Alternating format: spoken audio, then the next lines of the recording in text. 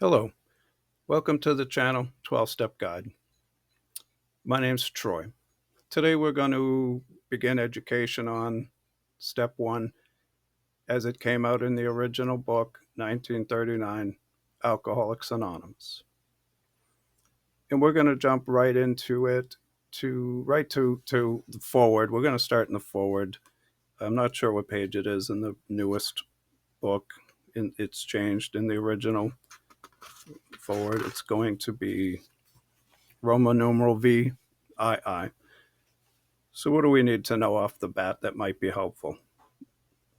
We of Alcoholics Anonymous are more than 100 men and women who have recovered from a seemingly hopeless state of mind and body. To have recovered, they successfully stop drinking and feel comfortable in their bodies. To show other alcoholics precisely how we have recovered is the main purpose of this book. And that's the part we're going to get into. What's the recovery? What's the fix, the solution? And the other part I believe merit-worthy to understand is there are no dues or fees for membership. The only requirement for membership is an honest desire to stop drinking. So that's in the forward. Now I'd like to move right up to how it works.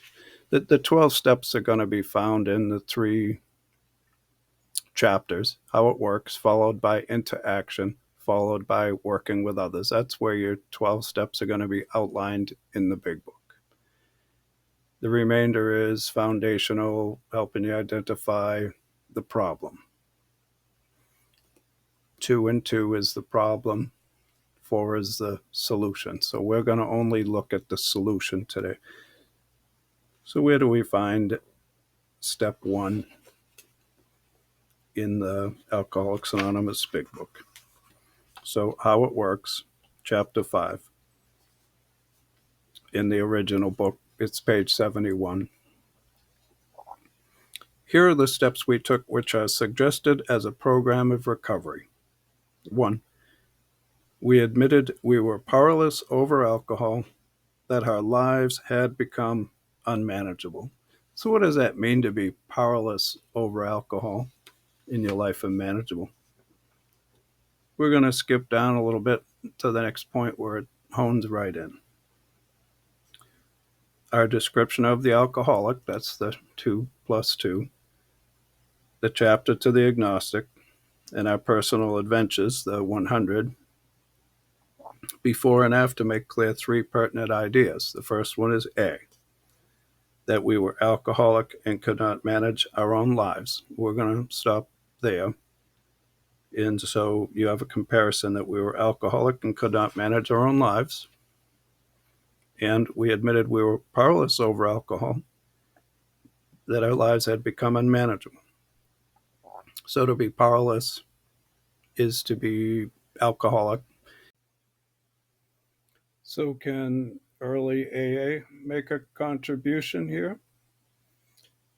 Between 1935 and 1939, before the 12 steps came out, there were a couple of different AA groups, and there were 2 different sets of 6-step programs going on.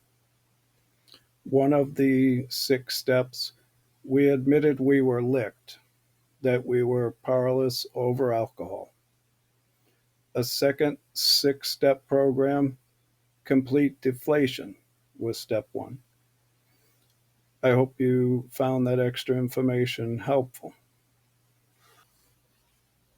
There's only one other place that to really point to, I think, because does that answer a timeline? Does that clear up that portion? When and do I take step 1? I don't think so. But let's get into, when did Bill, I'm going to teach you Bill Wilson AA. So when did Bill W. take step 1? Now, he was in the Oxford groups. That's a program of 4 absolutes. He started Alcoholics Anonymous later. So there's some translation that needs to happen here to understand step one. And I believe also that is some of the complication why step one might be misunderstood timelines. So if you have good information, you can make a finding of your own, think for yourself. So Bill's story, it's page 20 and 21 that I'm going to visit, just one paragraph. Again, I don't know, in the comments someone can help you with the page. I'm going to first start with the whole paragraph and see if you can dial into when Bill admits to taking step one.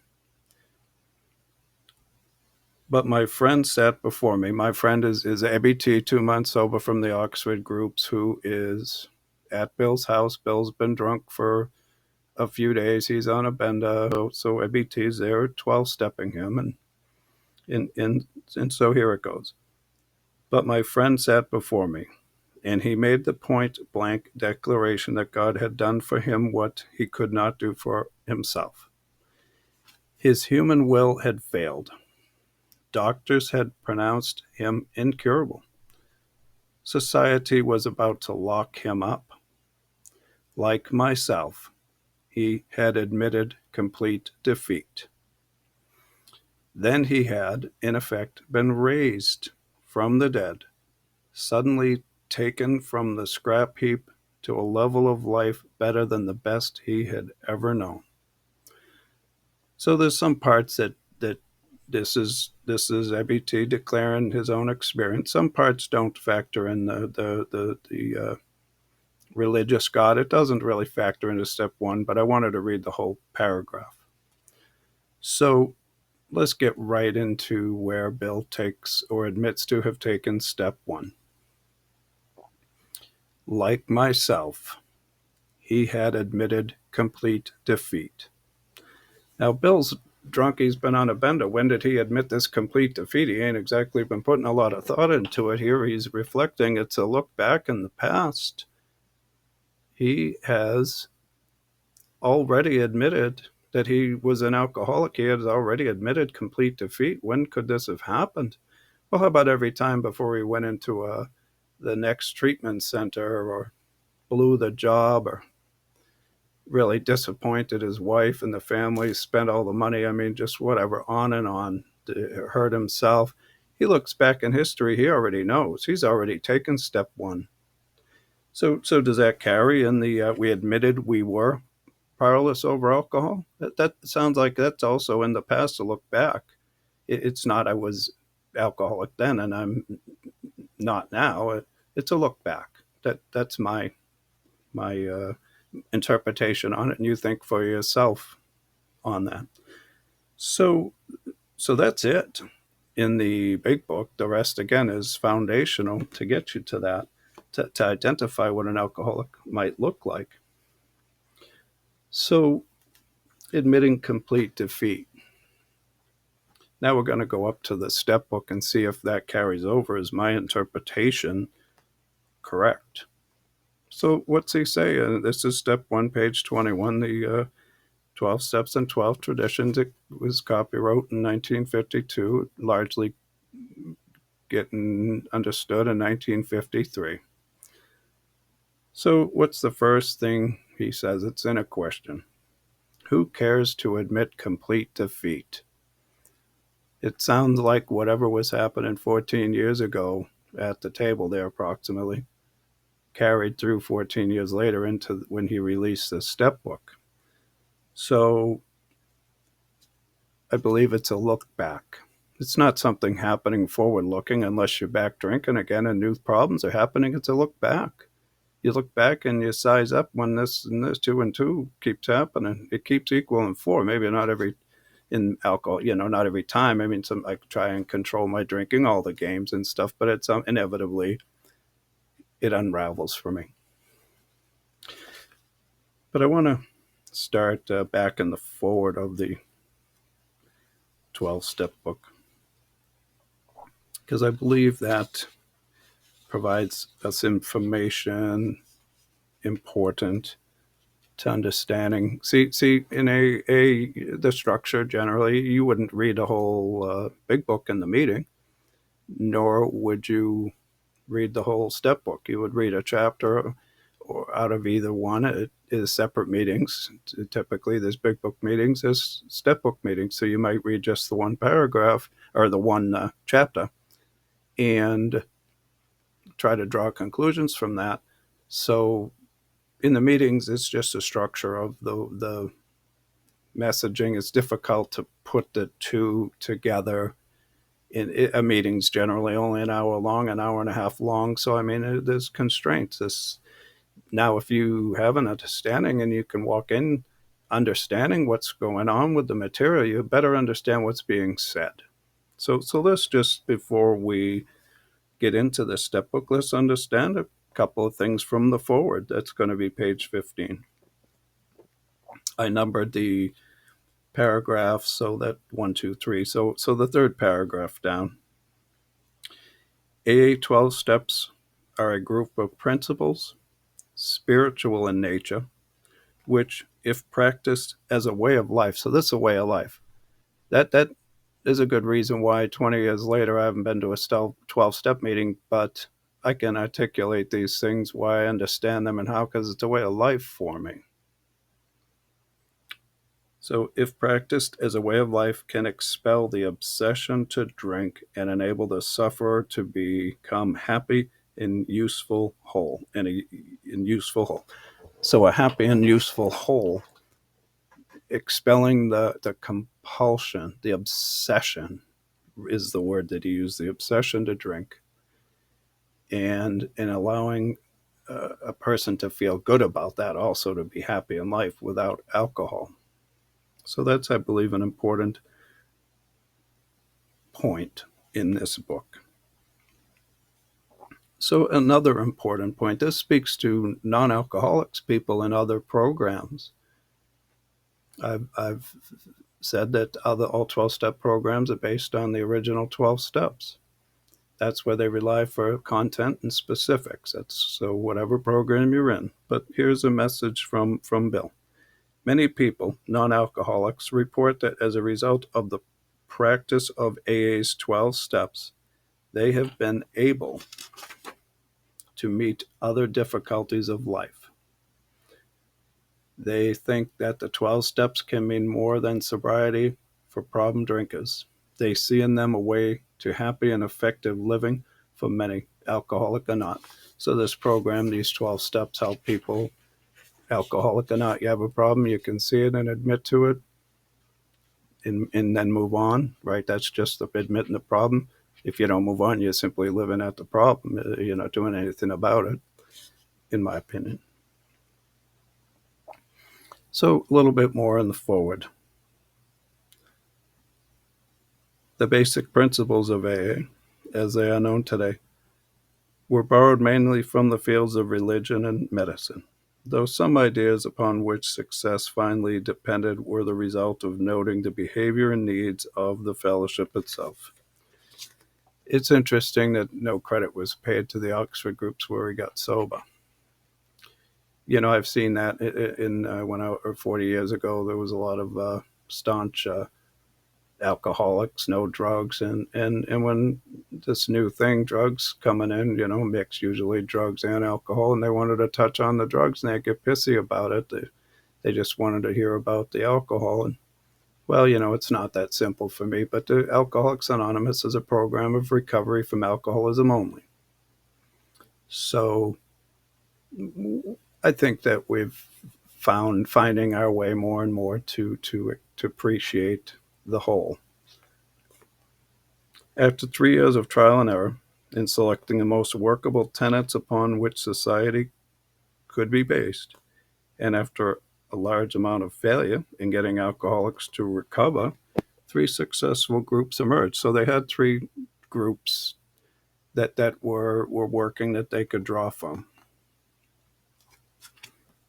And finally, what's this step book? What's it about? How does it fit into this whole equation? You got the steps in the big book and you got the steps in the step book. This present volume proposes to broaden and deepen the understanding of the 12 steps as first written in the earlier work. So it's intended to deepen and broaden the work that was released in 1939.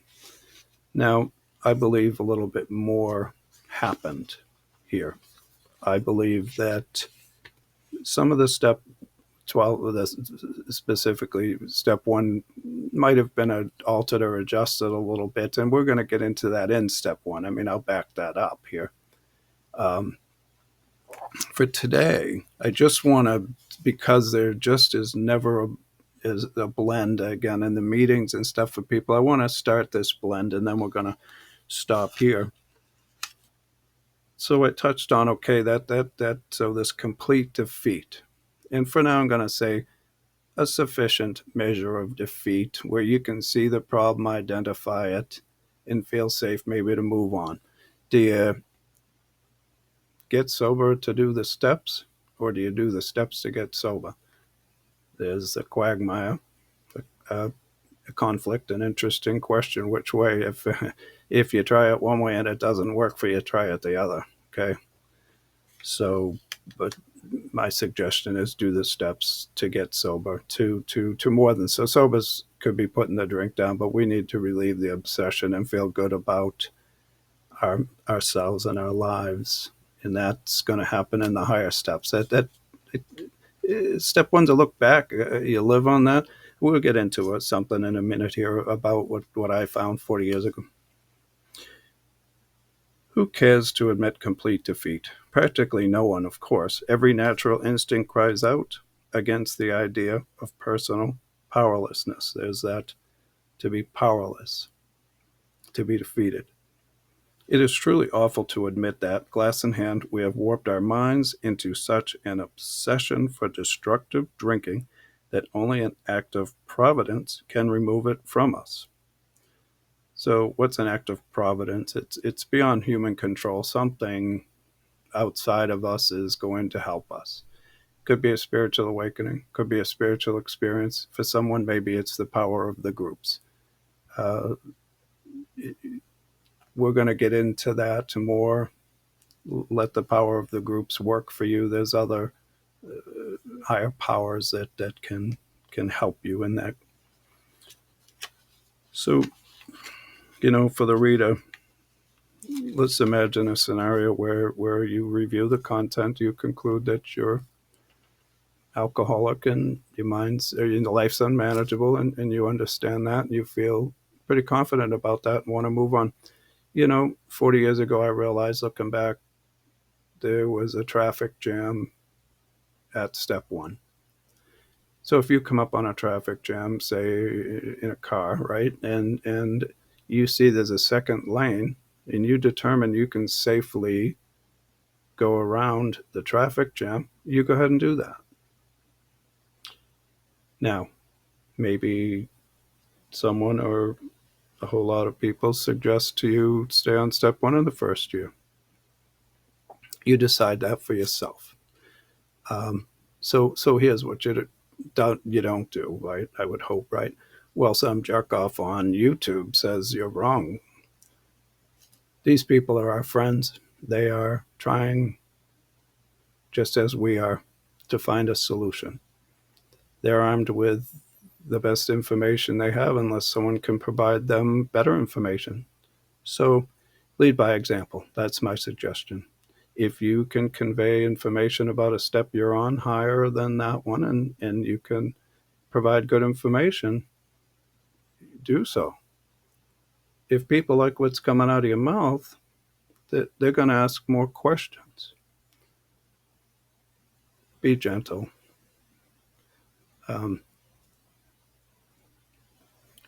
I appreciate your time today. We're going to, from here, we're going to get into this step book, and I'm going to read that verbatim. I'm going to read that word for word, but paragraphs, we're going to break it down, and we're going to break down each one. Now, there may be information that I have, because I've been sober 38 years. I've been to thousands of 12-step meetings. and I may be able to break down some information to help you. I guess I want to close on this, in about step one in the time frame. In the step book, step 12, Bill W. in 53, Bill W. isolated that some people were just doing a couple of the steps, 1 and 12, or maybe a few of the steps. In the 70s, Joe and Charlie, they did an incredible big book study that helped me immensely. They can reconfirm this information. A lot of people were stuck on step 1. I think it's largely they simply don't understand it and understand the time frames and why you might proceed forward. In 97, I copyrighted books, and in 98 released a new 12-step program that helped me with issues outside of alcohol. I just had life issues. It also sought to simplify the 12-step message in an effort to help relieve the traffic jam. Now, there's a lot of other stuff that I got involved in, and unfortunately, and I'll get into it at some point. I got burnt out, walked away from it. And here I am 20 years later. At some point, again, we'll get into that. But I'm going to try to honestly and as best as I can get you the best information so that you can make a finding on your own. Think for yourself.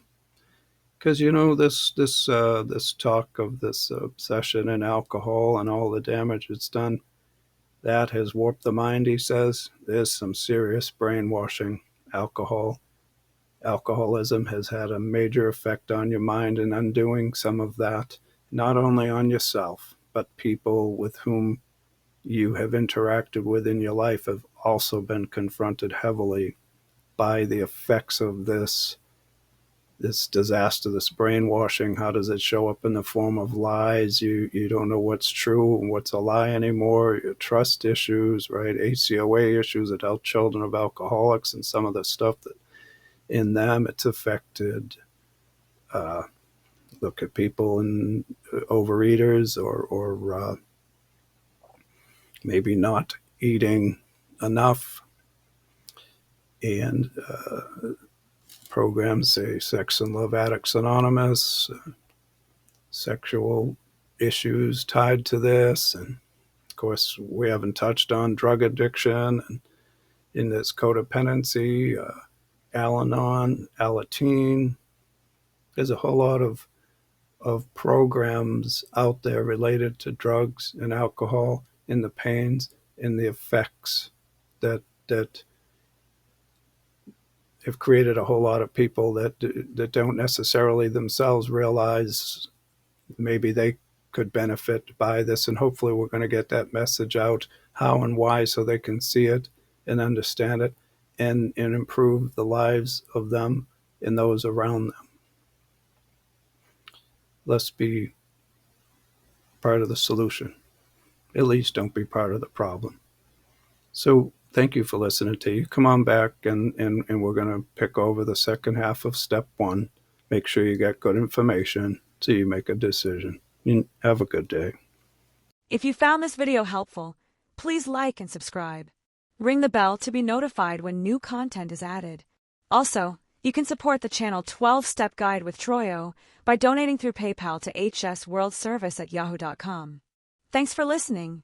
Until next time, remember, if you don't drink, you can't get drunk. Do it sober, one day at a time.